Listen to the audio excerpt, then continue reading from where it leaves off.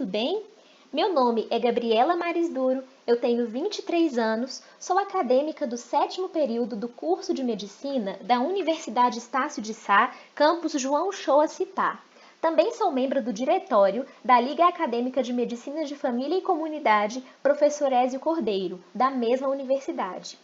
Eu vou fazer uma apresentação para vocês sobre a Covid-19, a doença causada pelo novo coronavírus, cuja pandemia nós estamos enfrentando atualmente, não apenas aqui no Brasil, como também em vários outros países do mundo. A gente vai falar um pouco sobre aspectos clínicos da doença, o manejo por parte da atenção primária à saúde e as medidas preventivas, que são muito importantes, principalmente com destaque para o isolamento social, que nesse momento é essencial para a gente evitar a disseminação do novo coronavírus e a consequente explosão do sistema de saúde no país. Antes da gente iniciar os tópicos que são muito relevantes, eu vou fazer uma breve introdução sobre a Covid-19. A Covid-19 é a doença causada pelo novo coronavírus, o SARS-CoV-2. Ele pertence a essa família de vírus que está relacionada com as infecções respiratórias.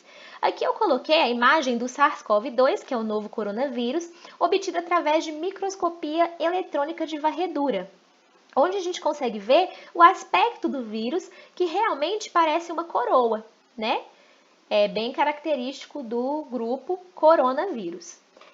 Ele foi descoberto em 31 de 12 de 2019, após alguns casos registrados na China, que foi onde a gente teve o nosso paciente zero, o primeiro paciente a manifestar os sintomas da doença. Entretanto, essa família coronavírus já é conhecida por nós desde 1937, Mas só agora, em 2019, foi que veio à tona esse novo coronavírus. Ele se trata de um parasita intracelular, célula dependente, então ele precisa de toda a maquinaria celular para conseguir fazer a reprodução. E ele é um retrovírus, Porque possui um genoma de RNA. Ele vai ser transmitido via contato próximo e por isso que o isolamento social é uma medida preventiva muitíssimo importante.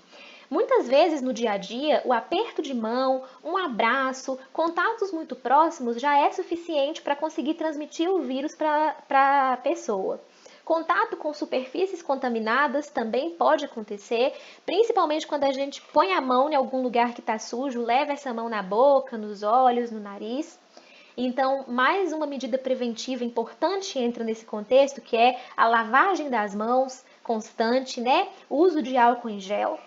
E a gente também tem a transmissão via aerossóis, então, através de espirro, tosse, essas gotículas de saliva também podem transmitir o vírus. Agora sim, a gente vai para os tópicos. Então, o primeiro, explicar as condutas diagnósticas e terapêuticas para as pessoas com suspeita de infecção respiratória caracterizada como síndrome gripal, independentemente se causada por Covid-19 ou não, no tocante à atenção primária da saúde, estratégia de saúde da família. Então, o manejo desses pacientes com síndrome gripal, causada ou não por Covid-19, na perspectiva da APS, vai incluir alguns passos. Então, primeiro é a identificação de casos suspeitos da síndrome gripal e de Covid-19. Todo paciente que apresentar tosse, lembrando que no caso do Covid-19, normalmente a tosse é uma tosse seca. Entretanto, já existem relatos de estudos que mostram pacientes com Covid-19 que tinham tosse produtiva. Mas o paciente, com tosse, com dificuldade respiratória ou dor de garganta, já será considerado um caso suspeito dessa síndrome gripal. A identificação desses pacientes deve ser feita por um profissional que esteja fazendo uso de equipamento de proteção individual e que seja capacitado para isso, E aí ele vai aplicar um formulário que a gente está vendo aqui, aonde vai preencher os dados pessoais do paciente, nome, idade, data de nascimento, sexo, dados referentes à residência, documentação e também vamos registrar o motivo da procura, da unidade de saúde da família. A gente também vai colocar, se sim ou não, o paciente apresenta queixa de sintomas de síndrome respiratória, como tosse, dor de garganta, desconforto respiratório, tendo ou não febre. Lembrar que caso a pessoa apresente sintomas respiratórios, a gente tem que fornecer uma máscara cirúrgica, orientar para o paciente uma higienização imediata das mãos, fornecer álcool gel, solicitar que o paciente evite tocar no rosto e em superfícies, direcionar o atendimento para algum auxiliar ou técnico de enfermagem ou enfermeiro, né, que costuma ser mais especializado no atendimento, e o paciente deve ser examinado em uma área separada ou uma sala específica para poder fazer mesmo o isolamento, né? A sala deve ser mantida então com a porta fechada, janelas abertas e ar-condicionado desligado. Tudo isso para evitar, né? Medidas para evitar contágio na UBS, como a gente já falou, e depois então a gente faz a estratificação da gravidade dessa síndrome gripal. A gente sabe que existem casos leves e casos graves. Casos leves a gente percebe mais em pacientes que são jovens adultos ou crianças. E para esses pacientes que, né, têm esse quadro mais leve, eles apresentam uma tosse, uma febre, uma dor de garganta. Então a gente faz um manejo terapêutico sintomático, né? Com medidas farmacológicas para os sintomas, e também indica o isolamento domiciliar por pelo menos 14 dias, a partir da data da manifestação dos sintomas. E indicamos também que o paciente ingira bastante líquido, que ele tenha uma dieta mais balanceada, tudo isso para poder auxiliar. Agora, para os casos graves, que são aqueles pacientes que já apresentam um drive respiratório reduzido, que já estão necessitando de um apoio ventilatório, a gente vai fazer a estabilização dele, né, na UBS, e então a gente encaminha para os serviços de urgência e emergência ou hospitalares, onde ele vai ter o devido suporte ventilatório e tudo que vai conseguir garantir para ele, né, uma melhora aí nesse quadro. A gente também tem que fazer a notificação imediata, o monitoramento clínico e garantir medidas de prevenção comunitária e apoio a uma vigilância ativa. Então, a gente tem que garantir que essa comunidade esteja protegida, que não esteja, né, disseminando o vírus. Então, essa tabela, ela mostra um resumo do manejo terapêutico, né, da Covid-19 na APS. Então, medidas farmacológicas, a gente prescreve fármacos para o controle dos sintomas, caso o paciente não tenha nenhuma contraindicação. Os antitérmicos via oral, né, como por exemplo paracetamol, é excelente, porque além de reduzir a febre, ele também auxilia a redução da dor, porque ele também tem uma ação analgésica. A gente pode prescrever de 4 em 4 horas ou de 6 em 6 horas, dependendo da frequência da febre ou do grau de dor que o paciente apresenta. Para crianças, adultos, crianças maiores de 3 anos, a gente vai ter uma dosagem específica que deve ser seguida pelo profissional que está prescrevendo, tá?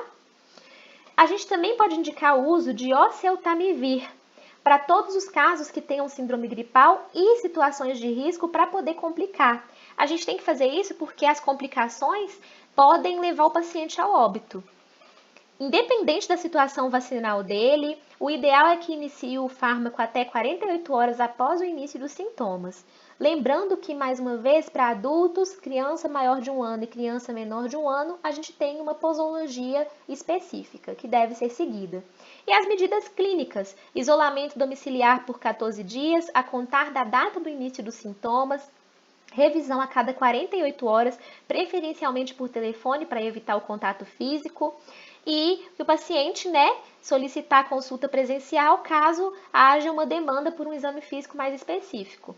Orientar o paciente a manter repouso, fazer uma alimentação balanceada, ingerir bastante líquido, tudo isso auxilia. Próximo tópico é elencar sinais e sintomas apresentados por um paciente com Covid-19.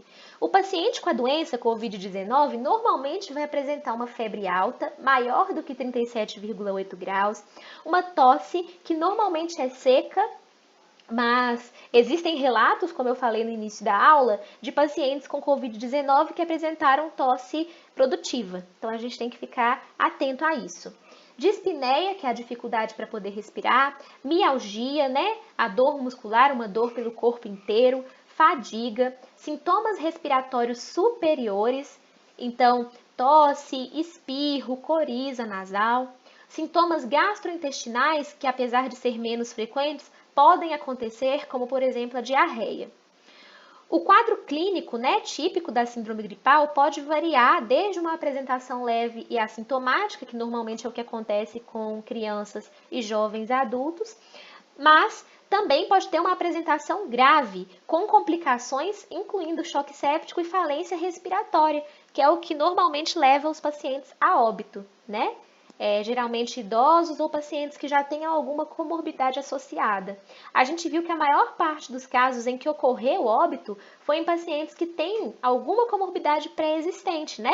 Então a gente vê que a maior taxa de óbito foi em pacientes que tinham doença cardiovascular associada, diabetes, doença respiratória crônica, hipertensão arterial, câncer. E o grupo de idosos, né? Ser idoso já é um fator de risco para o paciente ter, né, uma taxa de letalidade um pouco mais alta. É inclusive o que a gente vê nesse próximo quadro. A letalidade provocada por Covid-19 por faixa etária na China. Observem bem o que a gente está vendo. Pessoas, né, crianças dos 10 anos, têm uma taxa bem baixa de letalidade que se mantém até por volta dos 39 anos.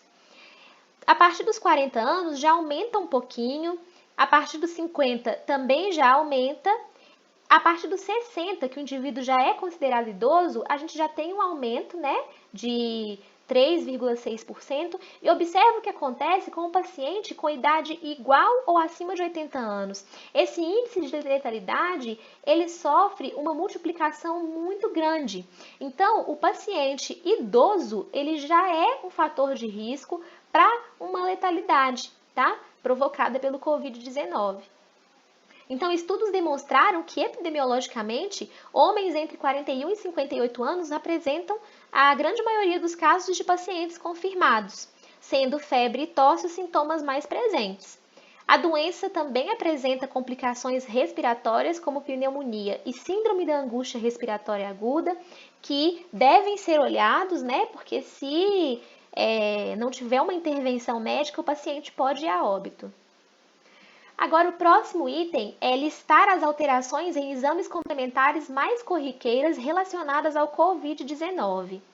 Então, as alterações em exames complementares mais comuns são infiltrados bilaterais nos exames de imagem de tórax. A gente vê esses infiltrados em radiografia de tórax, entretanto, não é patognomônico, né, da Covid-19. Então, por isso que a gente prefere uma tomografia computadorizada, porque a tomografia ela é um pouco mais específica, então ela mostra as opacidades em vidro fosco, né? A gente vê realmente um comprometimento pulmonar. Aqui, ó, a gente tem os dois pulmões do paciente e a gente vê, né, essas opacidades em vidro fosco. Provavelmente esse paciente, e aqui a gente vê, né, com predomínio periférico e posterior, né, que é essa parte aqui de trás. Provavelmente esse paciente já está com comprometimento do drive respiratório, deve estar demandando suporte ventilatório.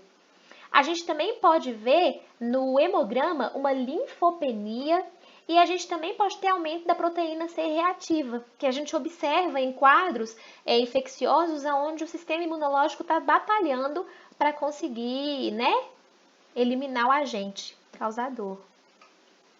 O próximo item é listar orientações para o uso correto da máscara cirúrgica.